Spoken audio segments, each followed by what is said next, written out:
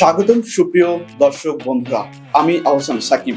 আজকের ভিডিও পডকাস্টে আমরা শুনবো এক অসাধারণ কন্যার গল্প। মুসাম্মাদ আনিকা মাত্র অষ্টম শ্রেণীতে পড়াকালীন নিজের বাল্যবিয়ে বন্ধ করেছিলেন, কিন্তু এখানে থেমে থাকেননি তিনি। পরে আরো 19টি বাল্যবিয়ে বন্ধ করেছেন। চলো শুনি তার সংগ্রাম, সাহস আর অনুপ্রেরণার গল্প। হ্যালো আনিকা। হ্যালো, কেমন আছেন আপনি? ভালো আছি। প্রথমে আপনার কাছে একটু জানতে চাইবো যে আপনি কিভাবে জানতে পারলেন আপনার বাল্যবিয়ের কথা এবং কিভাবে সেটি বন্ধ করেছেন?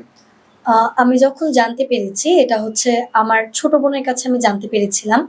আমার ছোট বোন তখন আরো ছোট ছিল। আম্মু এবং আব্বু ২ জন বলাবলি করছিল যে আমাকে বিয়ে দিয়ে দিবে। ওই মুহূর্তে আমাদের একটু সমস্যা ছিল, যে কারণে তারা ভাবছিল যে বিয়ে দেওয়াটা উচিত। তো ওই মুহূর্তে আমার ছোট বোন এসে আমাকে বলছিল, "আপু, তোমাকে" আমি তখন স্কুল থেকে কেবল ফিরছিলাম। আমাকে বলছে, "আপু, তোমাকে তো বিয়ে দিয়ে দিবে।" তো আমি ভাবছিলাম যে আমার সাথে হয়তো মজা করা হচ্ছে। তো তারপর আসলে দেখলাম ব্যাপারটা সিরিয়াস।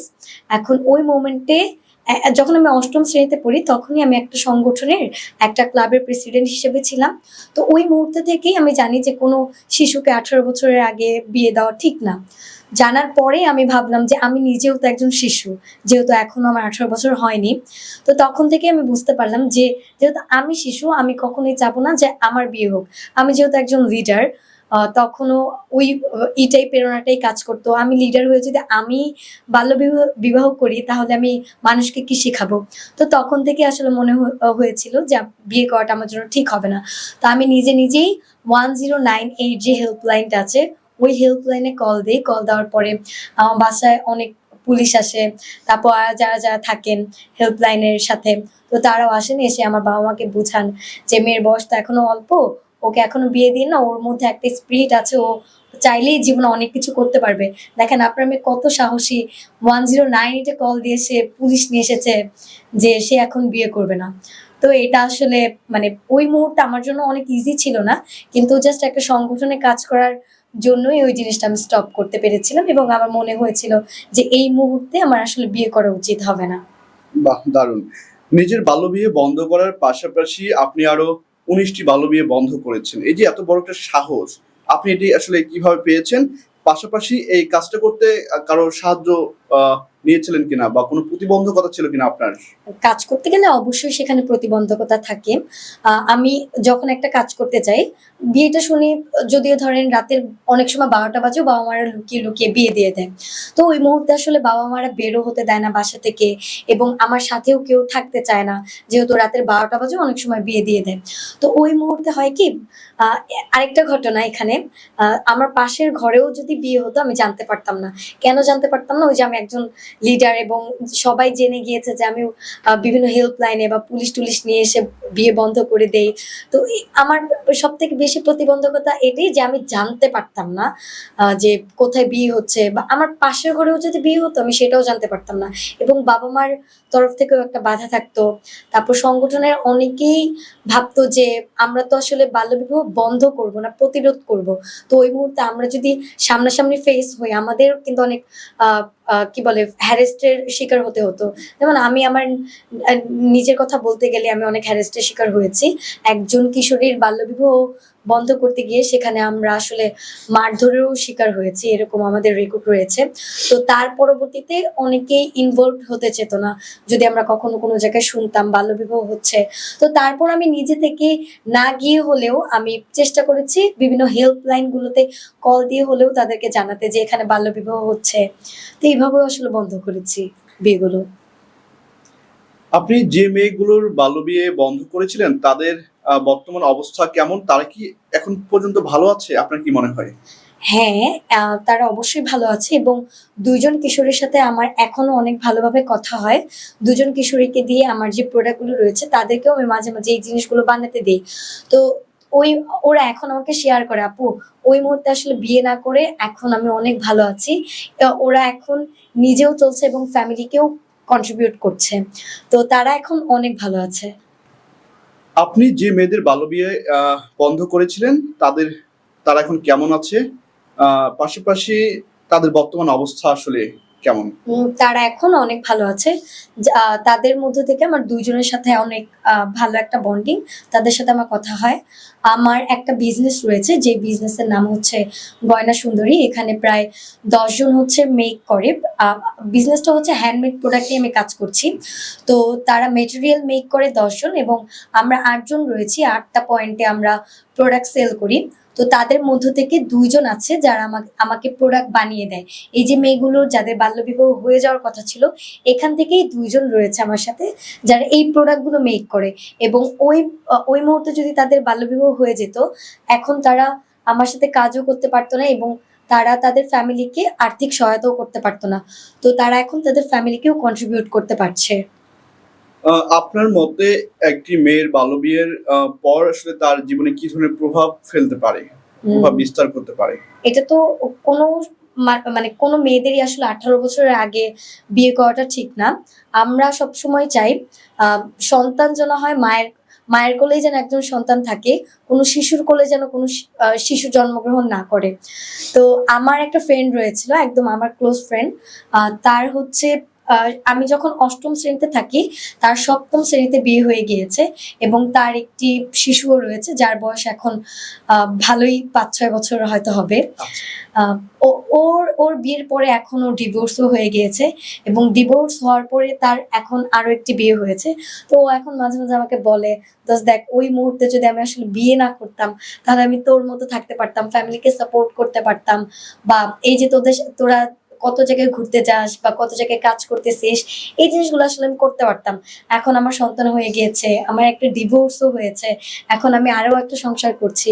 তো এটা আসলে এই বয়সের সাথে আমার মানে যায় না।" তো ও আসলে মাঝে, মাঝে অনেক মন খারাপ করে, এবং ওর সংসার জীবন নিয়ে অনেক ঝামেলার মধ্যে থাকে। তো এটা আমি আসলে নিজে, নিজে ফিল করি। ওই মুহূর্তে যদি আমার বিয়ে হয়ে যেত, আমারও কোনো না কোনো সমস্যা হতো, এবং আমি তো তখন ছোট থাকতাম। ছোট বয়সে বিয়ে হয়ে যেত, সংসারেও কিছু বুঝতাম না। এখন যতটুকু বুঝি, ওইটা তো ওই মুহূর্তে আমাদের বুঝার বয়সও ছিল না। তো আমাকে মাঝে, মাঝে এই ব্যাপারগুলো শেয়ার করে। আপনি বলছিলেন যে বাল্যবিয়ে এই বন্ধ করতে গিয়ে আপনাকে অনেক সময় মারধরের শিকার হতে হয়েছে। হ্যাঁ। তো সেই জায়গা থেকে এই যে পিছনের যে ব্যাকআপ আপনাকে কারা সাপোর্ট দিয়েছিল সবসময় বা কারা অনুপ্রেরণার এই জায়গাটা আসলে ধরে রেখেছিল? আমি ছোটবেলা থেকে একটা সংগঠনে কাজ করি। এটা হচ্ছে নারী মৈত্রীর আন্ডারে ২০ টি ক্লাব রয়েছে। একটা ক্লাবের প্রেসিডেন্ট হিসেবে আমি কাজ করি।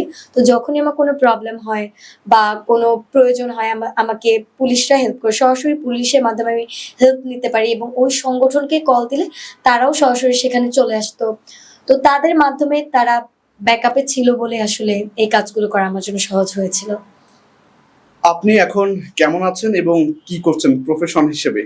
আচ্ছা, আমি এখন আলহামদুলিল্লাহ অনেক ভালো আছি। আ আমি জাস্ট একটু একটা ঘটনা শেয়ার করতে চাই। এই রোজার ঈদের আগের দিন আমার বাবা মারা যান। তো এরপর থেকে ফুল ফ্যামিলিকে আমি নিজে সাপোর্ট করছি। আমার ছোট বোন ইন্টার 2nd ইয়ারে পড়ে, এবং আমি অনার্স 2nd ইয়ারে পড়ি। তো ফুল ফ্যামিলিকে মেইনটেইন করছি আমি। শুধু আমি আমার নিজের ফ্যামিলিকেই সাপোর্ট করছি না। আমার পাশে এই যে বললাম যে ১৮ জন নিয়ে আরো কাজ করছি। তাদেরকেও কিন্তু এই আমার একটা বিজনেস রয়েছে, ছোট একটা বিজনেস। এই বিজনেসের মাধ্যমে তারা তাদের মানে ফ্যামিলিকেও আর্থিক সহায়তা করতে পারে, এবং আমি আমার ফ্যামিলিকে, বড় কথা আমি আমার নিজের ফ্যামিলিকে সহায়তা করতে পারছি। আপনি বলছিলেন যে আপনি বিজনেস করছেন এখন। তো এই যে আপনার যে বাল্যবিয়ে বন্ধ হয়েছিল, আপনি বন্ধ করেছিলেন। এর সঙ্গে আপনার বিজনেস যে শুরু যে যাত্রাটা সেটার সাথে কোনো কানেক্টেড আছে কিনা? বারে উম আমি যখন বিজনেস শুরু করেছিলাম, সেটা হচ্ছে একদম করোনার পরপর বিজনেসটা শুরু করি। একদম শখের বশে আসলে বিজনেসটা আমার শুরু করা ছিল। ওই যে ওই মুহূর্তে বাল্যবিবাহ হওয়ার কথা ছিল। তো আমি ভাবলাম যে ওগুলা তো যেহেতু চলে গিয়েছে, আমি নতুন করে কিছু শুরু করি। আমি হ্যান্ড পেইন্ট নিয়ে যেহেতু কাজ করতে ভালোবাসতাম, সেক্ষেত্রেই জাস্ট নিজ থেকেই আসলে উদ্যোগটা নেওয়া। তারপর একটা অর্গানাইজেশন থেকে কিছু একটা সাপোর্ট করেছিল। ওই সাপোর্ট দিয়েই আস্তে, আস্তে একদম অফলাইনে ভালোমতো শুরু করা। কিন্তু বাল্যবিবাহ তো যখন হয়ে যাওয়ার কথা ছিল, এর অনেক পরে আসলে আমি বিজনেস করি।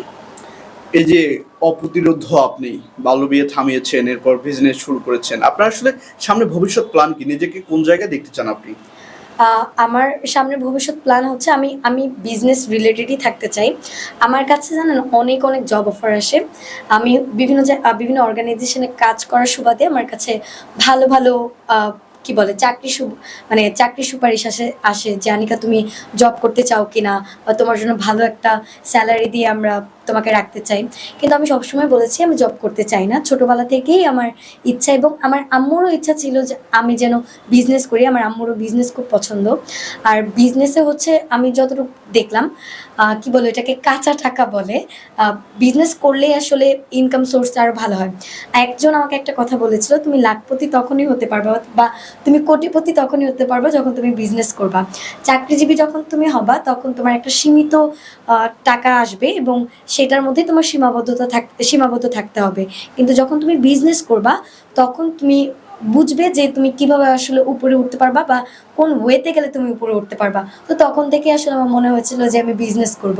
ইভেন আমি একটা অর্গানাইজেশনে ইন্টার্নি হিসেবেও ছিলাম এবং বিভিন্ন জায়গায় জবও করেছিলাম। তো অনেক আছে না যে একটা ইসে থাকতে গেলে অনেকের মত বিনিময় হয় না বা মতের সাথে মিলে না। তো সেই জায়গা থেকে আমার মনে হয়েছে যে আমি চাকরিটা বাদ দিয়ে আসলে বিজনেসটাকে ভালো মতো ফোকাস করি। তো তখন থেকেই আসলে আমার বিজনেসটা ধরা। এবং আমার মনে আছে যেদিন আমি প্রথম বিজনেস করতে গিয়েছিলাম, একদম খুবই কম ১,০০০ টাকার প্রোডাক্ট কিনেছিলাম এবং সেটাকে সেল করেছিলাম প্রায় ৮,০০০ টাকায়। তো তখন থেকে আমার মনে হয়েছিল আমি যদি ওইভাবে আমি ক্যালকুলেট করলাম যে আমি যদি চাকরি করতাম আমার স্যালারি থাকতো ১০,০০০, ২০,০০০ বা ৩০,০০০, হাইস্ট গেলে ৪০, এরকম একটা স্যালারি রেঞ্জে থাকতো। কিন্তু আমি যদি বিজনেস করি তাহলে আমি দেখছি আমার লাভটা খুব ভালো থেকে যাচ্ছে। তো তখন থেকেই মনে হলো যে বিজনেস নিয়ে আসলে আমি সামনের দিকে আগাবো। এবং আমি এগিয়েছি এবং আমার যত ফ্রেন্ড সার্কেল জব করতো ওদেরকে আমি মানে মোটিভেট করতাম যে তোমরা চাইলে জবের পাশাপাশি বিজনেসটাও করতে পারো। তো ওই যে যারা জব করতো ওরাও কিন্তু পাশাপাশি এই বিজনেসটা এখন করছে আমার সাথে। আপনার এই চিন্তা ভাবনা সত্যি দারুণ। আমরা জানি যে বাংলাদেশের অধিকাংশ তরুণ তরুণীরা কিন্তু চাকরির দিকে একটা তাদের অনেক বেশি আগ্রহ। অনীহা। তো সেক্ষেত্রে বিজনেসের দিকে কিন্তু তাদের একটু অনীহা যে আমরা চাকরি করব, চাকরিতে মাস শেষে একটা স্যালারি পাবো, এটা দিয়ে আমরা হ্যাপি থাকবো। কিন্তু বিজনেসের যে এই যে স্বাধীন যে চিন্তা ভাবনা সেটা কিন্তু অনেকেই করে না। তো বর্তমান তো 25 সাল চলছে, আপনি 30 সালের মধ্যে আপনি যেটা শুরু করেছেন এখানে কতগুলো মানুষের কর্মসংস্থান করতে চান, এবং এটা নিয়ে আপনার ভবিষ্যৎ প্ল্যান কি? আসলে সামনে এটাকে কিভাবে আরো বৃদ্ধি করতে চান? আমার ভবিষ্যৎ প্ল্যান হচ্ছে এখন আমি বিভিন্ন পয়েন্টে গিয়ে বসি। যেমন যেই জায়গাগুলোতে মানুষজন বেশি যায় ওইরকম জায়গাগুলোতে আমরা বেশি বসি। আমাদের যে প্রোডাক্টগুলো ওগুলো সব জায়গায় কিন্তু চলে না। ধানমন্ডি, গুলশান, তারপর বিভিন্ন জায়গায় পর্যটকরা যারা ঘুরতে আসে ওইরকম জায়গাগুলোতে আমাদের প্রোডাক্ট চলে। কিন্তু এই জিনিসগুলো তো আমরা সবসময় এভাবে ঘুরে সেল করতে পারবো না। এর জন্য আমার একটা ভালো প্লেস লাগবে যেখানে চাইলেই আমি সুন্দর মতো সেল করতে পারবো। তো এটার জন্য আমি অবশ্যই চাই আমি একটা শোরুম করব। আমার ওই শোরুমের মধ্যে আমরা যারা ইয়ুথ আছি সব ইয়ুথ আমি রাখবো। আমি মানে ইয়ুথদের নিয়েই আসলে আমার ভাবনা, বা তরুণ যারা আছে তাদেরকে নিয়ে আমার ভাবনা। এবং এর মধ্যে বেশিরভাগই থাকবে নারী, মানে আমাদের মতো মেয়েরা যারা আমার সাথে কাজ করবে এবং যারা একদম পিছিয়ে পড়েছিল। এর মধ্যে আমার সাথে কিন্তু অনেকে কাজ করে যারা ঝরে পড়া শিশু, পড়াশোনা থেকে ওরা ঝরে পড়ে গিয়েছে। ওরা এখন আমার এই প্রোডাক্টগুলো মেকও করতেছে, পাশাপাশি পড়াশোনাও কিন্তু করছে। তো আমি আসলে ভবিষ্যতে এটাই করব, আমার শোরুম আমি বৃদ্ধি করব। এবং খুব রিসেন্ট আমি একটা অর্গানাইজেশন থেকে সম্ভবত একটা অ্যামাউন্ট পাবো, যে অ্যামাউন্ট দিয়ে আমি চেষ্টা করব যে একটা শোরুম দেওয়ার জন্য। আমরা একদম সর্বশেষ একটি প্রশ্ন আপনার কাছে জানতে চাই। আপনার বাল্যবিয়ে বন্ধ করার পর আপনার এই যে বিজনেসের যে যাত্রাটা শুরু হয়েছিল সেই জায়গা থেকেই আপনার প্রতিবেশী, আপনার পরিবার থেকে কোনো প্রতিবন্ধকতা ছিল কিনা?